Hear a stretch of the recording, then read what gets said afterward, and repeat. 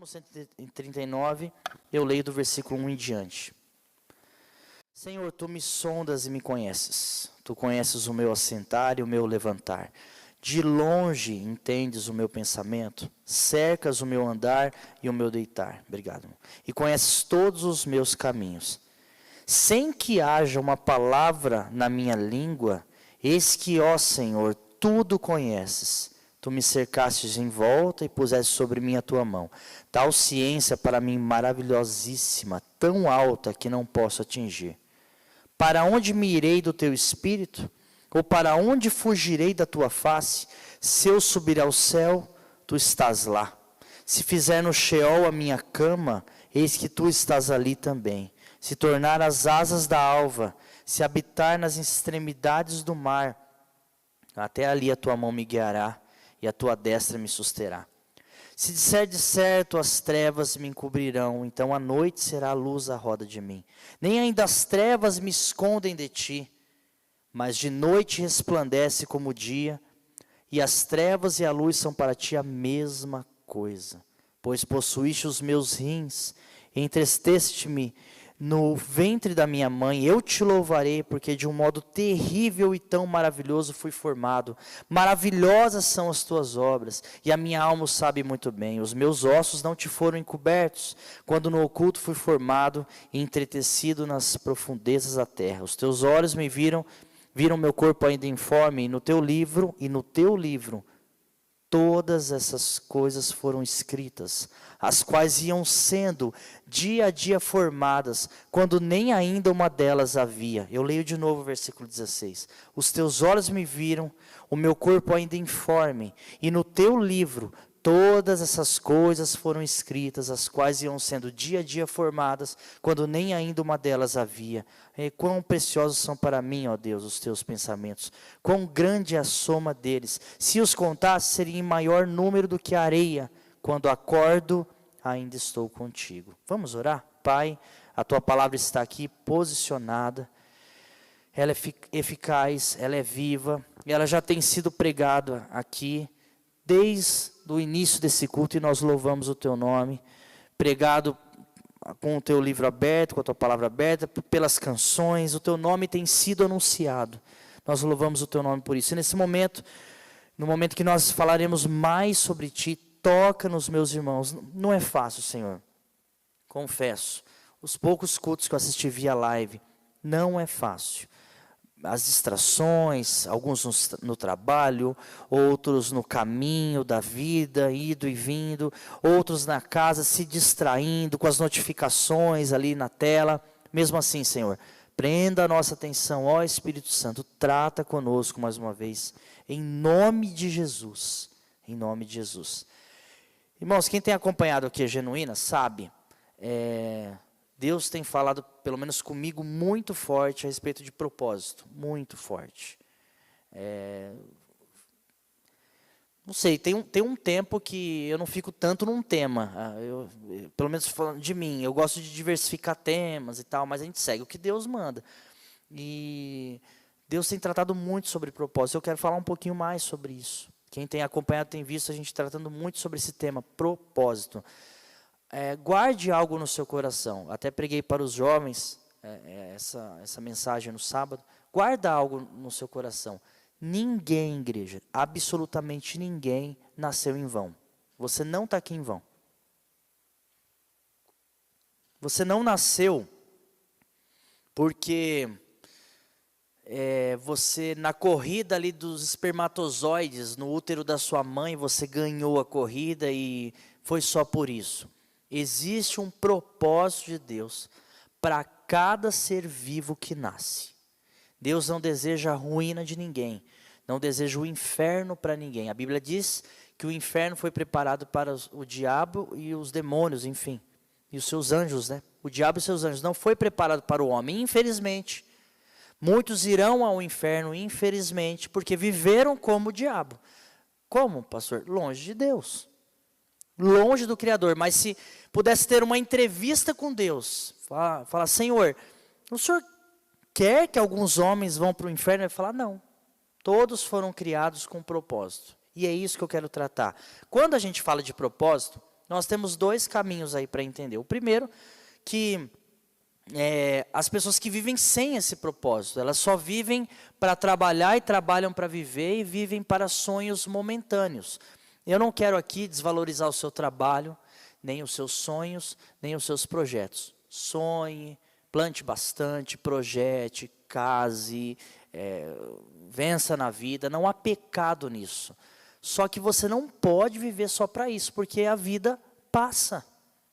E quando é que nós vamos saber, quando chegar a nossa hora, que essa carne vai se desfalecer a 7 palmos do chão? Quando que a gente vai saber? Nós não sabemos, igreja, não sabemos. Então, se toda a nossa energia for canalizada em viver aqui só nessa terra, em trabalhar e correr, o propósito é muito pequeno, é muito vão. Então tem esse tipo de pessoa que vive para o trabalho e trabalha para viver. Vive para questões transitórias, ainda que importantes, para coisas da terra, para a família, tudo isso é importante, mas só vive para isso.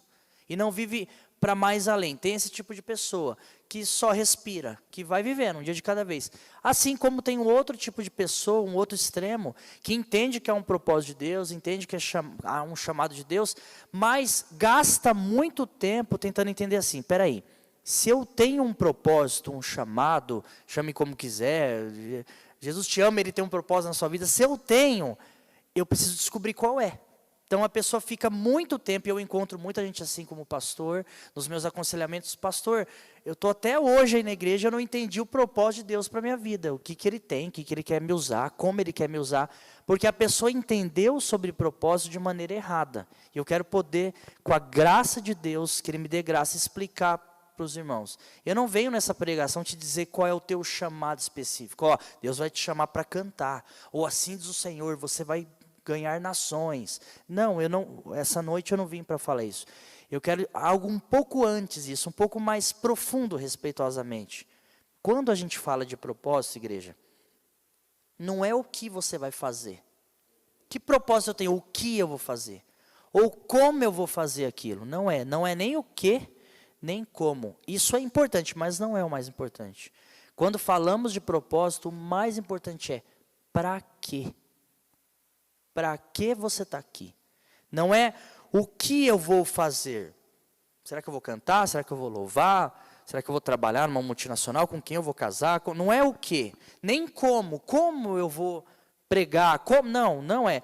Irmão, sem brincadeira, com todo o temor que eu tenho no meu coração. Eu tenho 15 anos de pastoreio. E antes disso eu já pregava para a glória de Deus. E eu era uma pessoa tão tímida que, desculpe a palavra, eu urinava na roupa quando precisava apresentar um trabalho de escola diante de uma plateia. Tanta timidez que eu tinha. Essencialmente eu sou tímido. Eu nunca me imaginei aqui. Como você chegou pregando e está pregando aí, pastor? Eu só fui fazendo. Então eu não quero que você se prenda. Será que eu serei um pregador? Será que... Eu não estou aqui desprezando os dons são importantes, mas eu quero dizer que mais profundo que isso, você quer entender no que Deus vai te usar? Como Ele vai te usar? Primeiro entenda, para que eu estou aqui? Para quê? Para que eu estou vivo? Qual é o propósito de eu estar vivo? E não o que eu tenho que fazer, ou como. Deixe isso secundário. O primário é, para que eu estou aqui? Para quê? E aí eu respondo a sua questão, vou deixar alguns pontos para a gente pensar. Hoje eu pontuei a mensagem, vou tentar seguir certinho, tá? É uma instrução bíblica, eu quero que isso fique no seu coração em nome de Jesus. Para que eu estou aqui? Qual é o propósito de Deus para a minha vida? Primeira coisa, para glorificar a Ele. Não se engane, igreja. Você e eu fomos criados para glorificá-lo. Mas como eu vou glorificar? Mas de que jeito? Deixa o como, deixa o que, deixa um pouco de lado. Para que você está aqui? Para glorificar a Deus. Olha o que diz a palavra em Efésios 1. Abra comigo se você pode aí na sua casa, os irmãos que estão aqui. Enfim, deixa eu virar aqui, a Bíblia é grande. Efésios 1, eu leio só o 11 e o 12, mas vale muito a pena ler Efésios inteiro, tá? O capítulo 1. Efésios 1, 11. A Bíblia diz assim, nele, Jesus, digo, em que também fomos feitos herança. Nós fomos feitos em Jesus o quê? Herança. havendo sido predestinados conforme o propósito daquele que faz todas as coisas segundo o quê? O conselho da sua vontade. Para quê? Com o fim de sermos para louvor da sua glória, nós, os que primeiro esperamos em Cristo. É para isso que nós fomos criados. A Bíblia diz lá naqueles salmos que a gente gosta, né? 149, 150, louve estrelas, louve baleias, louve planetas, louve tudo, todo ser que respira louve ao Senhor, não é isso? É para isso que nós vivemos. Não é cantar necessariamente, a canção faz parte, mas é a sua vida, a minha vida é para glorificar Ele. Se você vive de qualquer outra maneira que não é glorificar a Jesus, a sua vida está fora do propósito. Não é como eu vou glorificar, já a gente vai falar como, mas o principal é você entender, peraí, eu estou vivo aqui, não é para me glorificar. Todo ser humano, igreja, nasceu para glorificar Jesus. Tanto, eu vou provar isso, eu acredito que você vai concordar. E se essa mensagem chegar para alguém que está bem distante, acha que vive por si só, que ela mexa com o teu coração. Queridos, todo ser humano nasceu com a necessidade de adorar alguma coisa. Todo ser humano. Pode ver.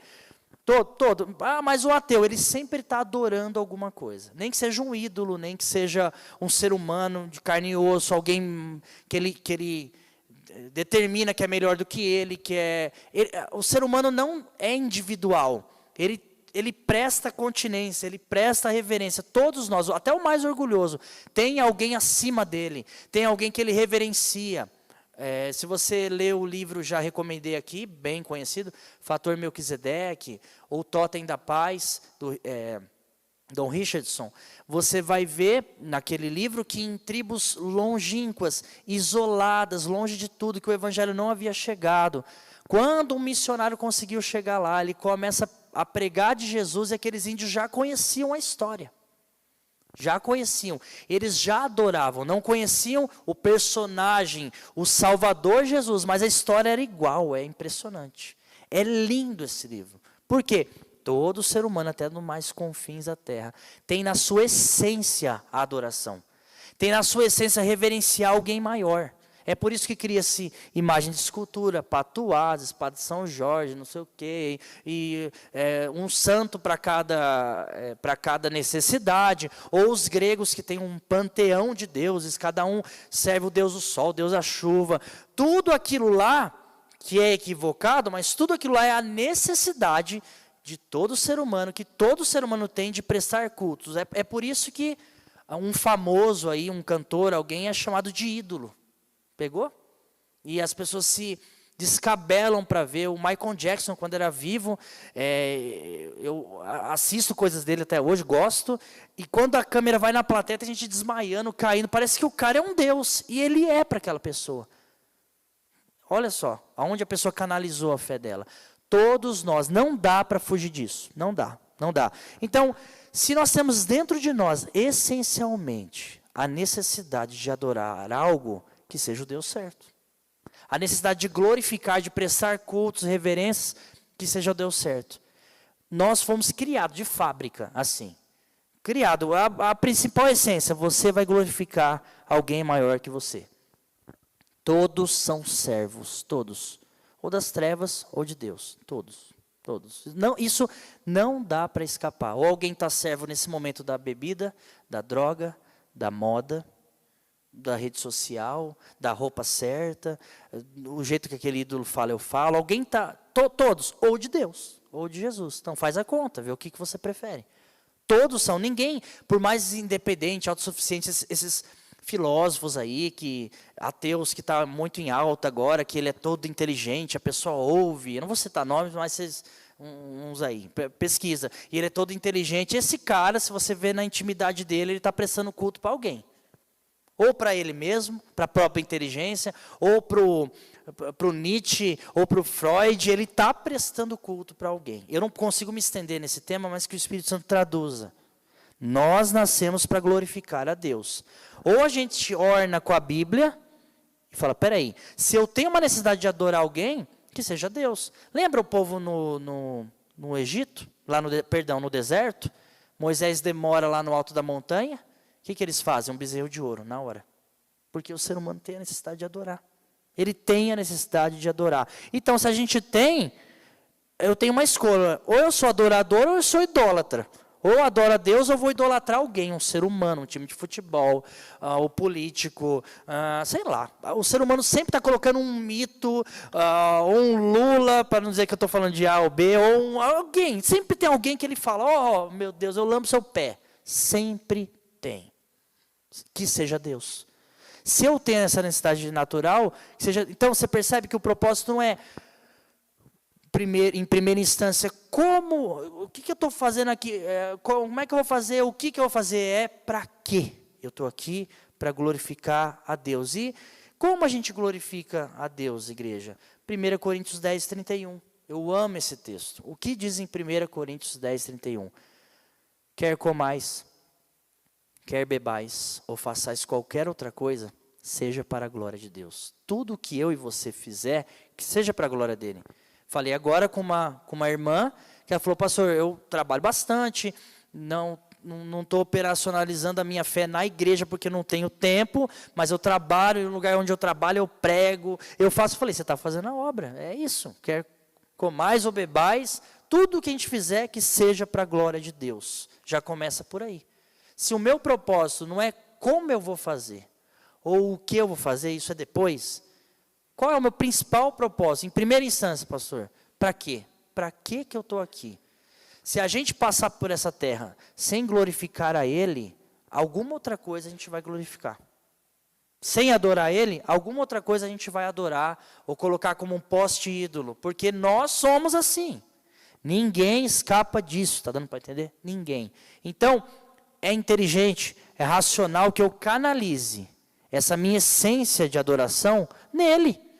Ele é o modelo de adoração. Ele é o alvo, é o autor da vida, o alvo que deve ser da nossa adoração. Por isso que o cristão, talvez irrite alguns que não são, fica dando glória a Deus, aleluia. Os irmãos aqui estavam louvando, e aquela delícia, porque a gente entendeu que nós somos feitos de fábrica para glorificar. Então eu quero colocar o meu foco de glorificação em quem merece.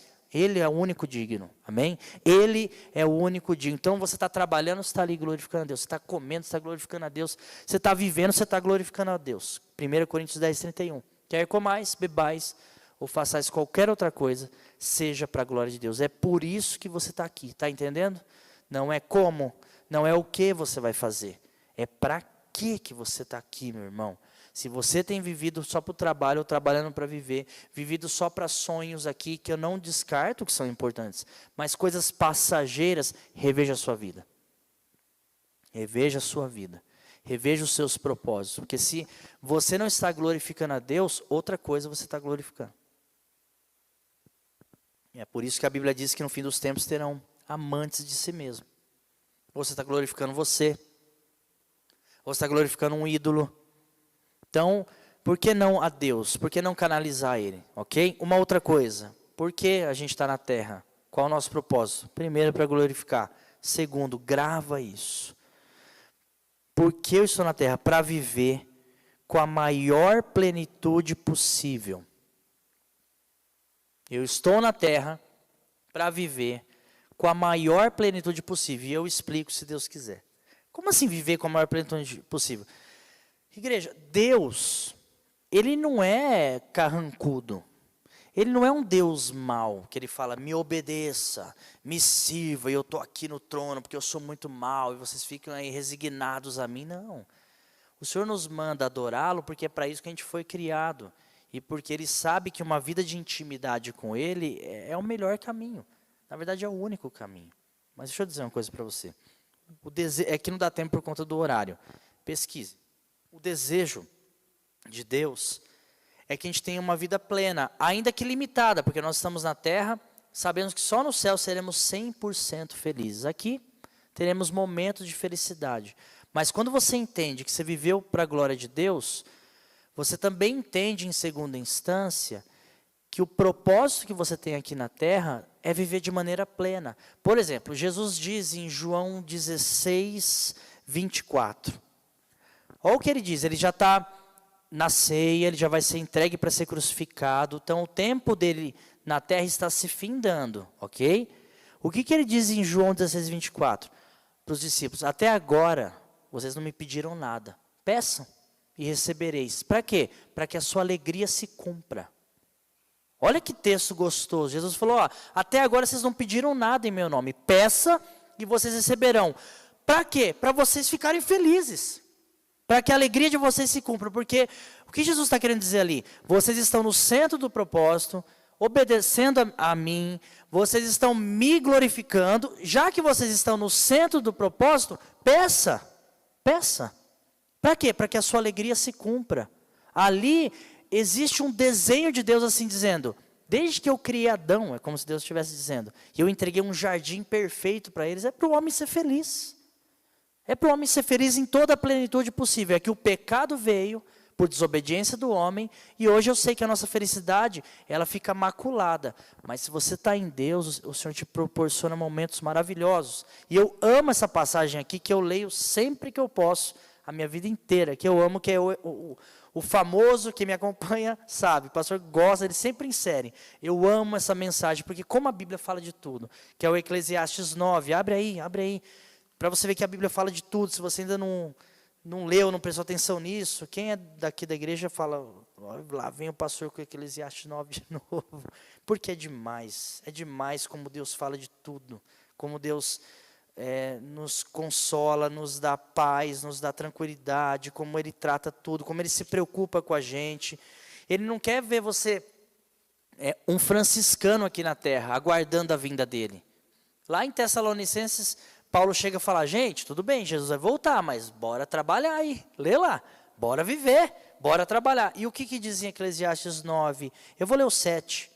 Vai, come com alegria o teu pão, e bebe com bom coração o teu vinho, pois Deus já se agrada das tuas obras. Em todo tempo sejam alvos as tuas vestes, nunca falte óleo sobre a tua cabeça. Goza a vida com a mulher que amas, todos os dias da sua vida de vaidade, os quais Deus te deu debaixo do sol. Todos os dias da tua vaidade, porque essa é a sua porção nessa vida, e do trabalho que tu fizeste debaixo do sol. Então, Deus nos diz assim: se as suas vestes estão brancas, que é santidade, e não falta óleo na tua cabeça, que é a unção de Deus, você está em santidade com unção, vai ser feliz. Como, pastor? E a felicidade da Bíblia não é ter muito dinheiro, muito sucesso, não é isso, é o que você tem na tua mão aí. Deus te deu, sabia? A família que você tem aí, problemático ou não, Deus deu, tá? Está na sua mão. O trabalho, ou talvez a falta do trabalho, o que você tem agora na sua mão. Seja feliz com isso. Viva de maneira plena. Como é que eu vivo de maneira plena com o que eu tenho? Pastor, como é que é isso? Sendo grato, desfrutando daquilo que você tem, naquele momento. Parece uma palavra mais motivadora, coach. Não é, os coaches roubaram isso da Bíblia. Porque a Bíblia está dizendo o tempo todo, Jesus fala: até agora vocês não pediram nada em meu nome, peça para que a sua alegria se cumpra. Eclesiastes fala: vai, come com alegria o teu pão, bebe com alegria o teu vinho, Deus se agrada das tuas obras, que as suas vestes sejam brancas. A santidade, não deixa de ser santo, porque parece que a alegria está associada à baderna. Você já percebeu? Vamos ser felizes, parece que vai badernar. Não, meu irmão, você pode ser feliz em santidade, você pode ser feliz sem faltar óleo sobre a tua cabeça, amar, se deitar com a sua esposa, passear, amar os seus amigos, plenamente, plenamente. Essa é aquela famosa coisa de estar satisfeito com aquilo que Deus deu, porque o ser humano, lá em Provérbios diz assim: a sanguessuga tem duas filhas, uma chama Dá e a outra Dá. Porque o ser humano está insaciável, ele não consegue desfrutar daquilo que Deus deu agora. Ele quer mais, ele não consegue. Eu estou aqui pregando, e se eu não tomar cuidado, eu falar: eu precisava pregar melhor, eu precisava estudar mais. É legal ter ambição, na proporção certa, mas que tal você viver um pouquinho o que Deus te deu agora, e desfrutar o que Ele te deu agora? Eu gostaria de ser, mas você não é ainda. Eu gostaria de ter, mas o que você tem agora? Pega o que você tem agora e seja feliz. O cristão precisa entender isso. O que a Bíblia diz, por exemplo? Ela fala assim: se você tiver o que comer ou o que beber, eu não lembro essa passagem, mas é linda. Estejais contentes. Se você tiver o que comer ou o que beber, falar isso para um empresário hoje, para alguém vai falar, mas que vida medíocre. O mundo está distorcendo, porque na busca de muito dinheiro, de muito sucesso, de muita fama, as pessoas não vivem o que elas têm na mão. Aí vem um Covid da vida e leva ela embora, e ela nem percebe. Já que está contemporâneo aqui, ela nem percebe. Ela nem desfrutou de nada. Ela arremalhou, né? Matou muito dinheiro, muito, e para quê? Muito sucesso para quê? Ela vai para 7 palmos da terra igual todo mundo. Por que você não desfruta do que Deus te deu agora? Agora. Eu brinco em casa que eu nunca serei rico. Não é porque eu estou sendo falso, modesto. Eu nunca serei. A Camila está aqui hoje. Um pouquinho de dinheiro que sobra, eu falo, Camila, vamos embora, vamos ferver, vamos fazer alguma coisa. Não sobra na minha mão, não sobra. E eu não estou dizendo para você ser assim, e nem que você não possa poupar. A gente tenta poupar também, não é isso. Eu estou dizendo assim, o que Deus deu na minha mão? O que eu posso fazer? Com quem eu posso fazer? Eu estou aqui nesse momento, pregando, eu preciso dar o meu melhor. Eu posso não viver amanhã, irmão. Entende? Eu estou ali louvando, eu vou louvar o meu melhor. Eu sei que a rotina bate, eu sei que as dificuldades vêm, mas a gente sempre tem que lembrar, meu Deus, eu só tenho agora. Deus me deu esse presente que é o presente. Eu só tenho agora. Então a Bíblia te traz para o Deus de já. Deus, quando cria o mundo, todas as coisas, Ele contempla cada momento, Ele não sai criando igual a gente, Ele não tinha internet 5G lá, não tinha esse negócio. Deus, Ele foi apreciando. O tempo de Deus é diferente, né? A cadência de Deus é diferente da nossa. Se a gente começar a estudar o caráter do nosso Deus, você percebe, meu Deus, eu preciso desacelerar muito. Eu preciso... Desculpa, tá? Estou um pouco rouco hoje. Eu preciso me acalmar mais, entende? Eu preciso desfrutar um pouco mais. Jesus, ele senta, eu acho isso incrível em João, quando ele senta na ceia, ele vai ser morto, ele já sabe, ele fala, eu desejei muito estar aqui com vocês. Eu desejei muito esse momento. Qualquer um de nós estaríamos desesperados. Meu Deus, daqui a pouco eu vou morrer, torturado, vou ser espancado. E ele sabia. Tanto que Jesus desfrutava tantos momentos que na hora do Getsemane ele suou sangue. Ele sofreu de verdade. Porque parece, igreja, que a gente está numa sociedade que não pode mais sofrer. Até no sofrimento, eu sei que é forte o que eu vou dizer. Sofra mesmo. É o que Deus te designou, eu vou aprender com isso aqui então. Então é para chorar, eu vou chorar. É para chorar. Quando chegar o tempo do riso, é para rir de verdade também. É assim a nossa vida. Eu estou falando alguma novidade? Claro que não. Claro que não. Eu e você fomos criados para glorificar Deus. E para viver intensamente o único momento que a gente tem, agora. Isso não é palavra motivacional, isso é a verdade. Você tem daqui uma hora? Eu tenho 99,9% que sim. Mas eu não posso dizer que eu tenho 100% de certeza que daqui uma hora eu estou vivo. Eu não tenho esse. Por isso que Eclesiastes fala, você tem a porção aqui debaixo do sol, essa é a sua porção, porque o lugar onde você vai não tem obra, não tem nada, só na glória. Mas desfrute agora do que Deus te deu agora, depois na glória, aí será a plenitude perfeita, tá tudo certo. Amém, queridos? Desfrute do que Deus te deu agora. Essa esposa, esse marido, esses filhos. Para de só reclamar, o tempo está passando, meu. Você está ficando velho, você já percebeu isso? Percebeu os cabelos brancos aí? Percebeu que você não tem mais... Hoje eu fui fazer a caminhada, eu percebi que eu já não tenho mais 20 anos. Véio. Eu me considero jovem ainda, mas rapaz, hoje eu fui fazer a caminhada, eu falei, meu Deus do céu, tá feio. A gente envelhece, esse corpo nem para o céu ele vai. Sabe, esse corpo que você cuida tanto, ele não vai, você vai receber outro. Sabe, esse nome que você quer defender tanto, você luta tanto pelo seu bom nome, nem esse nome seu você vai levar para lá. É pedra branca com novo nome, é corpo transformado. Por que será? Por que será? Pensa profundamente sobre isso. Então você entende que o que eu vou fazer para glorificar Deus é importante, mas é mais profundo você entender para que eu estou aqui. Depois o que eu vou fazer é outra história. Tá? Que a gente pode tratar sobre isso se der tempo. E para finalizar, eu estou aqui para glorificar Deus.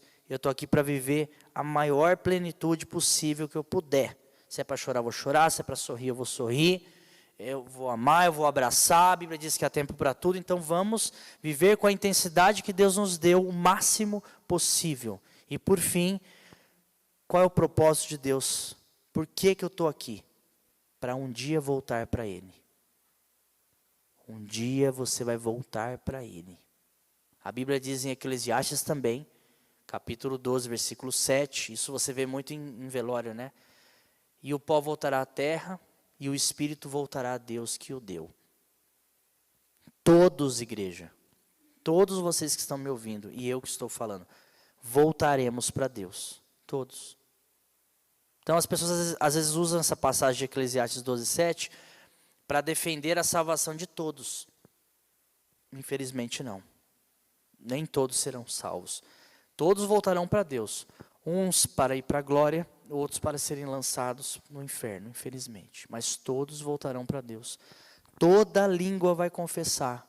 Todo joelho vai se dobrar. Isso é Filipenses 2:10. Todo joelho vai se dobrar. Toda língua vai confessar. Eu tenho dito isso muito aqui nas lives. Muito, porque Deus tem falado sobre isso. Só que pode ser tarde demais o seu joelho dobrado ou sua língua confessando. Se for na vinda dele nas nuvens, tarde demais. Existe uma briga escatológica sobre se haverá salvação na tribulação ou não, e eu não quero entrar nessa agora, nem tempo temos. Mas você vai arriscar? Agora você tem o agora, você tem o hoje. Hoje você pode confessar Jesus. Hoje o seu joelho pode dobrar ele e você reconhecer. Porque todos farão isso. Lembra que eu falei no começo? Todo mundo nasceu para adorar? Todo mundo. Esse todo mundo vai se consumar quando ele vir nas nuvens. Olha o que diz. Meu Deus, tempo. Olha o que diz Apocalipse 1. Por favor, faça um estudo. Eu não entendo nada de Apocalipse. Vai lendo, vai estudando, com concordância, com internet, Deus, com o Espírito Santo, Deus vai te mostrar. Olha o que diz Apocalipse 1, 7. Desculpa que eu estou bem com a garganta seca hoje, irmão. Apocalipse 1, 7. Jesus diz: eis que vem com as nuvens, e todo olho verá. Quem verá? Todo mundo, até mesmo os que o transpassaram. E todas as tribos da terra se lamentarão sobre ele. Irmãos, por que alguém veria Jesus e lamentaria? O que você acha? Porque ele viu e falou, lascou. Essa galera que está vendo aí falou, era verdade. Zacarias 12:10 fala a mesma coisa. João 19 é uma réplica desse texto de Zacarias. Terá uma galera que vai ver Jesus e falar, meu Deus, olha isso aqui, olha o que diz Apocalipse 6. Olha o que diz, você acha que é brincadeira? Apocalipse 6, eu leio do versículo 7. Existe um livro, João está dizendo a história de um livro, escrito por fora e por dentro, selado com 7 selos. E ninguém é digno de abrir o livro a não ser o leão da tribo de Judá. É isso que está dizendo de Apocalipse 6. Quando os selos são abertos, a gente vai para o 5º selo por conta do tempo. Eu acho que é o versículo 9, Apocalipse 6, 9. E havendo aberto o 5º selo, vi debaixo do altar, presta atenção, almas do quê? Dos que foram mortos por amor da palavra de Deus e por amor do testemunho que deram. E clamaram com grande voz, dizendo, até quando, ó verdadeiro santo dominador, não julgas e vingas o nosso sangue dos que habitam sobre a terra? E foram dadas a cada um compridas vestes brancas, e foi-lhes dito que repousassem ainda um pouquinho de tempo, até que também se completasse o número dos seus conservos, seus irmãos, que haviam de ser mortos como eles foram. Então, presta atenção, o 5º selo foi aberto, e acontece 2 episódios ao mesmo tempo, um em seguida do outro. Primeiro, é um pessoal santo de Deus, dizendo, Senhor, até quando? O Senhor não vinga. Até quando isso não vai acabar? E foi dado a eles vestes para eles descansarem. Certo? Tem uma galera, então, um povo, que é o de Deus, que nesse momento está... Eu não quero discutir pré nem pós-tribulacionismo aqui. Não quero. Mas tem um pessoal aqui descansando em Deus. Ok? Em paz.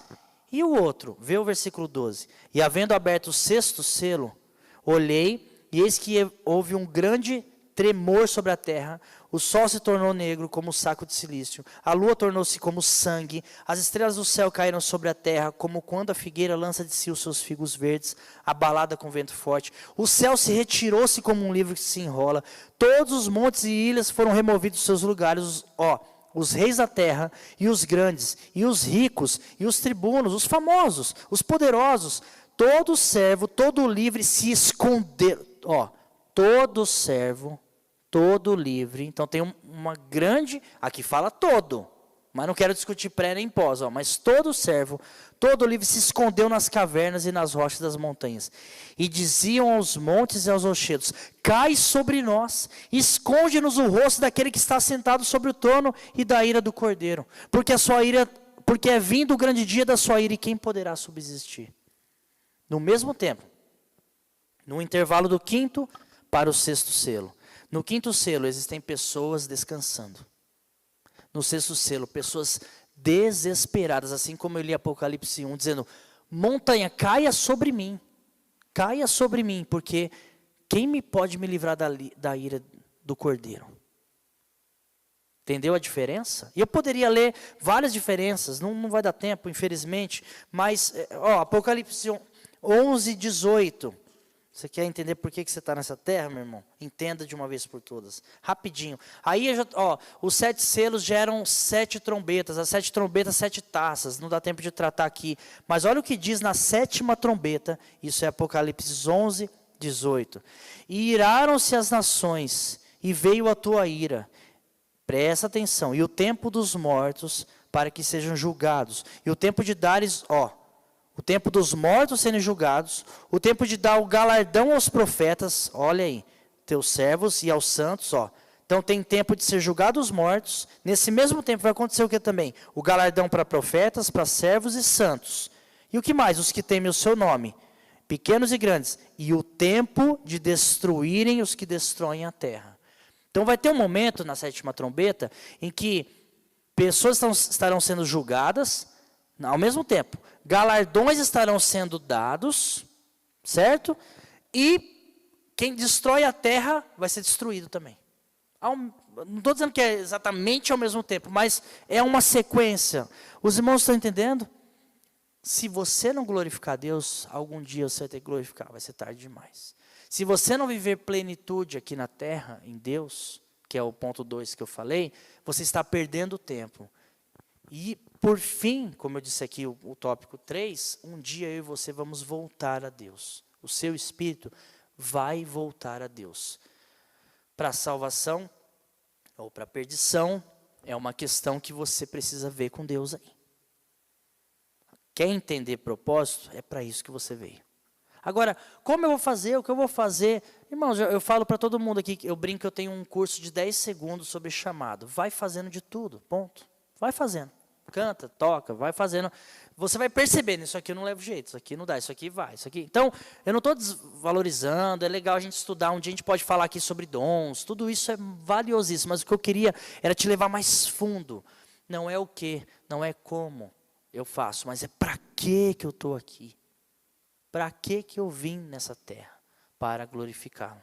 Para que eu vim nessa terra? Ele fica feliz com a nossa felicidade. Quando você abraça o seu filho, quando você passeia com a sua esposa, quando você abraça o seu amigo, quando você está caminhando e aquilo que ele te deu na mão, você glorifica, em vez de ficar só olhando o que você não tem ainda, você agradece. Porque se você tem o que comer, se você tem o que vestir, estejais contentes. E isso é Bíblia. É que o mundo combate contra isso. Mas um dia esses poderosos, ricos, famosos que desprezaram o Senhor, vão se esconder nas montanhas na volta dele.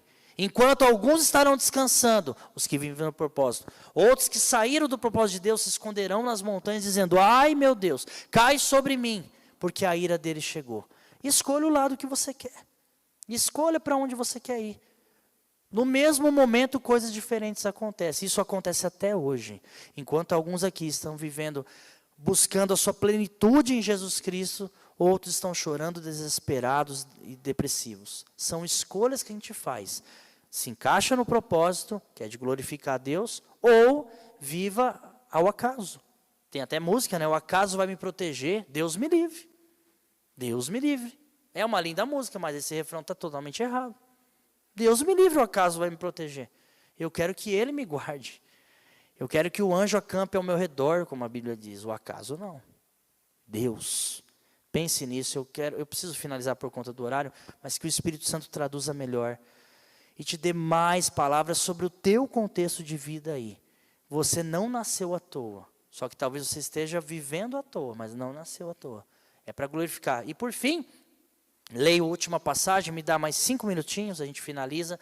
Entre pregação, falar do ofertório e tudo. Prometo a vocês, no fim, Apocalipse 21, pena que não dá tempo, versículo 6. Apocalipse 21, 6. E disse mais, está cumprido. Eu sou o alfa e o ômega, o princípio e o fim. Aquele que tiver sede, vem de graça, tome da fonte da água da vida. Quem vencer, herdará todas essas coisas. E eu serei o seu Deus, e ele será o meu filho. No fim vai acontecer isso. Mais para frente fala que Deus vai enxugar toda a lágrima dos nossos olhos. Isso vai acontecer. É para isso que nós estamos aqui. Nessa esperança. Porque se a nossa vida for só nessa terra, a Bíblia diz que nós somos os mais miseráveis de todos os homens. Ninguém vive com uma expectativa só terrena. Se a sua expectativa, seja muito sincero, se a sua forma de viver está canalizada só nessa terra, é a Bíblia que diz, respeitosamente eu te falo, você tem vivido uma vida miserável. No máximo você deve ter dinheiro, máximo. Mas isso aí não é nada, nada. Porque as passagens vêm na cabeça. Jesus fala, você diz, rico estou, lá em Apocalipse. Mal você sabe que é um pobre miserável, cego e nu. Pense sobre isso e se adeque ao propósito de Deus. E aí você vai caminhando e fazendo, e Ele vai te mostrando, ó, faz desse jeito, faz assim. Ele te fala, fazendo. Tá aí o irmão André, olha que abertura maravilhosa, ele tem sido usado na pregação. Talvez há anos atrás ele pensava, não sei, nem conversei com ele. Ah, Deus me chamou, estou aqui na música. É muito mais. Com todo respeito à música que eu também amo. É muito mais. Como a gente sabe? Fazendo isso aqui e caminhando. As oportunidades vão chegando. Deus vai mostrando para onde você tem que ir, o que você tem que fazer. É assim. Oremos.